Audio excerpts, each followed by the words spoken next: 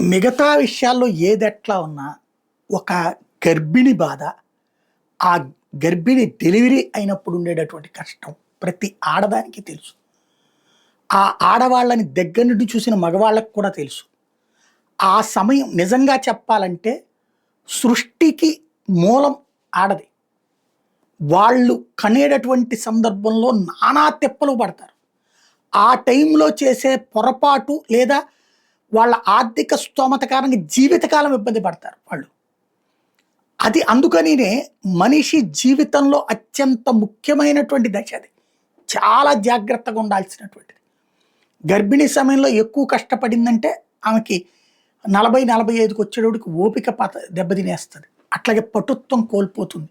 నానా తిప్పలు పడుతుంది. గర్భిణులకి సంబంధించి చాలా సున్నితంగా చూడాలి. గాజు బొమ్మల్లాగా చూసుకోవాలి. కానీ ప్రభుత్వాన్ని నమ్ముకున్నప్పుడు ఆ ప్రభుత్వంలో ఉండేటటువంటి వాళ్ళు అంటే ఇక ముఖ్యమంత్రులు, ప్రధానమంత్రులు చెప్పట్లేదు. అధికార యంత్రాంగాలు వాళ్ళకి మానవత్వం కావాలి. వాళ్ళు జాగ్రత్తగా ఆలోచించాలి.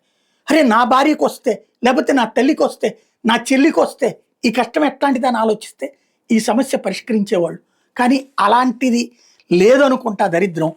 గుంటూరు జిల్లా ఎడిషన్లో వచ్చినటువంటిది ఆసుపత్రిలో అమ్మల కష్టాలు అన్నటువంటి వార్త. నవమాసాలు మోసి బిడ్డను కన్నా తల్లికి నడక కష్టాలు తప్పడం లేదు. అత్యవసర వైద్యం పొందిన రోగులకి లిఫ్ట్ సేవలు లభించడం లేదు. రోజుల తరబడి ఇదే సమస్య ఉన్న పరిష్కారంలో జాప్యం జరుగుతున్న ఎవరికీ పట్టడం లేదు.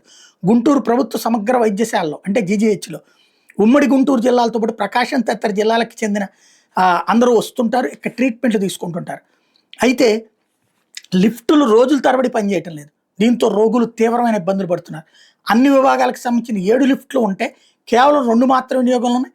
కాన్పుల విభాగంతో పాటు పాత భవనంలో శస్త్రచికిత్సలు నిర్వహించే ఆ విభాగాలకి అనుసంధానం చేసే లిఫ్టులు మరమ్మతులకు గురవడంతో రోగులు వాళ్ళ సహాయకులు అగచాట్లు పడాల్సి వస్తుంది. శస్త్రచికిత్సలు జరిగిన రోగులు సుమారు 300 మీటర్ల మేర ర్యాంపు మీద స్ట్రెచ్చర్ల మీద తరలించాల్సి వస్తుంది. జీజీహెచ్ అభివృద్ధికి దాతలు అనేక రూపాయల సహాయాన్ని అందిస్తున్న ఈ తరహా సేవలకు కూడా ఇబ్బంది అవుతుంది.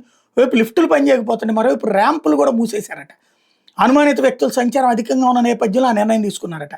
దీంతో క్షేత్రస్థాయి ఇబ్బందులు దృష్టిలో పెట్టుకుని ఇక్కడ ప్రత్యామ్నాయ ఏర్పాట్లు చేయకపోతే దారుణమైన నరకం. మానవత్వంతో ఆలోచించాలండి ఇక్కడ. అదొక్కటే లోపిస్తోంది.